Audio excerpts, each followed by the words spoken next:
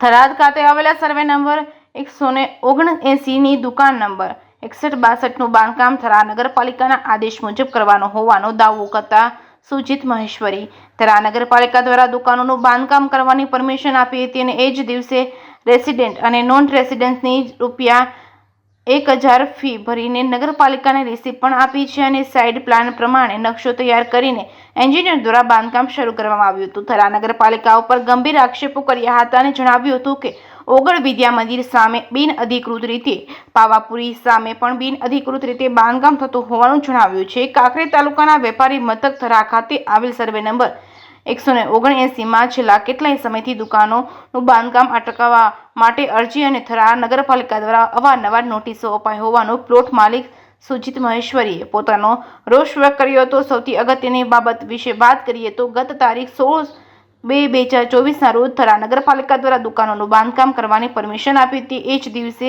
Resident અને non રેસિડેન્ટની ₹1000 ભરી Tharad નગરપાલિકાએ receipt પણ આપી છે। સાઇડ પ્લાન પ્રમાણે નકશો તૈયાર કરી એન્જિનિયર દ્વારા બાંધકામ શરૂ કરવામાં આવ્યું હતું, જેમાં એક થરાદ નગરપાલિકાના પૂર્વ ઉપપ્રમુખ અને વર્તમાન થરાદ નગરપાલિકાના કોર્પોરેશન વસંતસિંહે થરાદ નગરપાલિકામાં બાંધકામ અટકાવવા માટે અરજી કરી હતી। ત્યારે જે બાબતની તારીખ 20/6/2024ના રોજ પ્લોટ માલિક સુજીત મહેશ્વરીએ થરાદ નગરપાલિકાના ચીફ ઓફિસરને ખુલાસો કર્યો હતો। થરાદ ખાતે આવેલ સર્વે નંબર 179માં દુકાન નંબર 61 અને 62નું બાંધકામ ચાલુ છે। એ થરાદ નગરપાલિકાના પ્લાન પ્રમાણે કરવામાં આવે છે। સ્થળ પર એન્જિનિયર એ રૂબરૂ મુલાકાત લઈને યોગ્ય રીતે તપાસ કરવા માટે પણ જણાવ્યું હતું। ત્યારે હવે ગત તારીખ 21/6/2024ના રોજ થરાદ નગરપાલિકાના પૂર્વ ઉપપ્રમુખ અને વર્તમાન કોર્પોરેટર વસંતસિંહે સુજીત મહેશ્વરીને ધમકી આપીને બાંધકામ કરવા માટેનું કહ્યું હતું અને અપશબ્દો બોલ્યા હતા અને હેરાન કરતા હોવાની અરજી થરાદ પોલીસ સ્ટેશનમાં આપતા સમગ્ર ઘટનાક્રમમાં નવો વળાંક આવ્યો છે। ત્યારે હવે એક અશોક મહેશ્વરીએ પણ થરાદ નગરપાલિકા ઉપર ગંભીર આક્ષેપો કર્યા છે। જે કેસની ગુજરાતી સાથે જહેરસિંહ વાઘેલા, કાંકરેજ। જે તમે અત્યારે હાલ જે બિલ્ડિંગ દુકાનોનું જે કામ કરી રહ્યા છો તે બિનઅધિકૃત છે, શું કહેશો આપ? અમે નગરપાલિકાના નિયમ મુજબ જે પણ અમને બાંધકામની મંજૂરી આપી એ પ્રમાણે અમે બાંધકામ કરી રહ્યા છીએ। કલેક્ટર સાહેબનો હુકમથી છતાં પણ અમને અરજી વારંવાર આપી અને પરેશાન કરી રહ્યા છે અને માનસિક ત્રાસ આપી રહ્યા છે। તો આ બાબતનું તમે પોલીસને જાણ કરેલ છે? પોલીસ સ્ટેશન પણ અરજી આપેલ છે। તો પોલીસે શું કાર્યવાહી કરેલ છે એ એના પછી ખબર નથી। પરમ દિવસે અમે અરજી આપીને આવ્યા હતા રૂબરૂ। તો થરાદ નગરપાલિકા દ્વારા જે તમને અવારનવાર નોટિસો આપવામાં આવી હતી એ બાબતમાં આપનું શું કહેવું છે? એનો પણ અમે જવાબ કરી નાખેલો। કેવા પ્રકારનો ખુલાસો કર્યો? ખુલાસાની ખબર નથી। ખુલાસામાં તો એવું કર્યું હતું કે જે પ્રમાણે બાંધકામ ચાલી રહ્યું છે એ પ્રમાણે અમે નકશા મુજબ જ બાંધકામ કરી રહ્યા છે। એ ખુલાસામાં તો હતું, બીજું કંઈ ખુલાસો આપવા જેવું કંઈ હતું નહીં।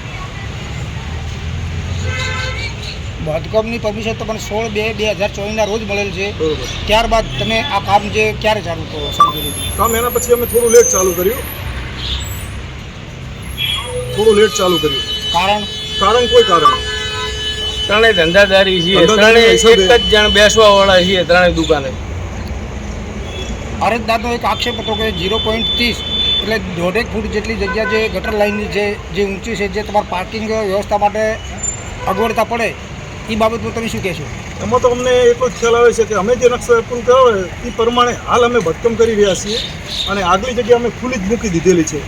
અમને જે પ્રમાણે મંજૂરી મળી છે એ પ્રમાણે એટલું જ અમે બાંધકામ કર્યું છે, એનાથી વિશેષ અમે કોઈ બાંધકામ કરેલું નથી। તે છતાં વારે ઘડીએ થરાદ નગરપાલિકા દ્વારા નોટિસો આપવામાં આવે છે અને એનો અમે જવાબે આપી દીધી। અમને વારે ઘડીએ એની નોટિસ આપવામાં આવે છે, પરેશાન કરવામાં આવે છે અને થરામાં બીજા બાંધકામો ચાલતા જે બિનકાયદેસર કે જેમનું કોઈપણ જાતનું પરમિશન કે એવું નથી હોતું, રેસિડેન્ટમાં જે પણ બાંધકામ હાલ ઊભા થઈ રહ્યા છે, ધારો કે એક જે દાખલો કે ઓગળ વિદ્યા મંદિરની સામે પાવાપુરીને આગલા ભાગમાં જે પણ મોટું બાંધકામ થઈ રહ્યું છે એ રેસિડેન્ટમાં જ થઈ રહેલું છે, એનું કોઈ વાણિજ્ય હેતુ કે એવું કશું જ કરાયેલું નથી।